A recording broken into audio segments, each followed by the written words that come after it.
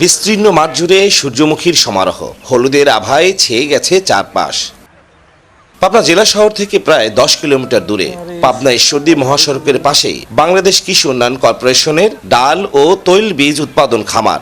আর এই খামারে এখন প্রকৃতি প্রেমীদের কাছে হয়ে উঠেছে একটি বিনোদন কেন্দ্র।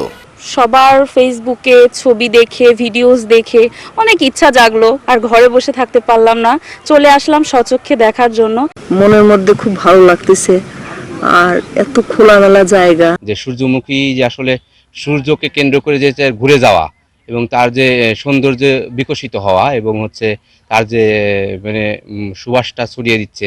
আসলে যদিও সুবাস নেই এখানে তাদের, কিন্তু তার যে সৌন্দর্য এবং যে পুষ্পের বা ফুলের যে সৌন্দর্য আসলে দেখছি আমরা, খুবই সুন্দর।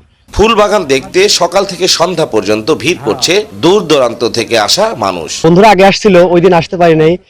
আমাদের পাবনাতে এত সুন্দর আমার মনে হয় না যে সূর্যমুখী বাগান আর কোথাও আছে। এটা অনেক সুন্দর। সকাল 6টা থেকে সন্ধ্যা 6টা পর্যন্ত হাজার হাজার লোক হয়, আর তারপরেও মানুষ অনেক নষ্ট করে, এজন্য আমাদের স্যাররা এদিক দিয়ে ঘিরা দিয়ে দিচ্ছে, তারপরে মানুষ টপকায়ে যায়।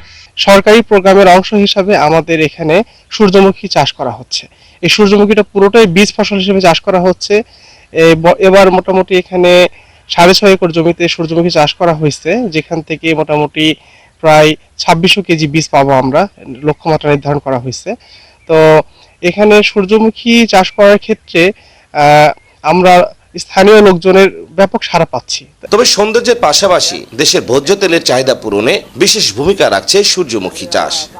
হয়তো অনলাইনের মাধ্যমে এটা ভাইরাল হয়েছে, অনেক দূর থেকে, রাজশাহী থেকে সচরাচরই আসে, আর অত্র এলাকার লোকজন তো আসে আইসে তারা অনেকে আসে সৌন্দর্য দেখার জন্য, অনেকে আসে এটা কিভাবে চাষ করা যায়, এটা চাষ করলে কি লাভ হবে, ফলন কেমন হবে, সেসব বিষয়গুলো জানতে চাই। আমরা তাদেরকে সেই বিষয়গুলোতে পরামর্শ দিই। এবার 6.5 একর কৃষি জমিতে বাড়ি 3 জাতের সূর্যমুখী ফুলের চাষ করেছেন বাংলাদেশ কৃষি উন্নয়ন কর্পোরেশন কর্তৃপক্ষ। মুস্তাফিজুর রহমান, 71 পাবনা।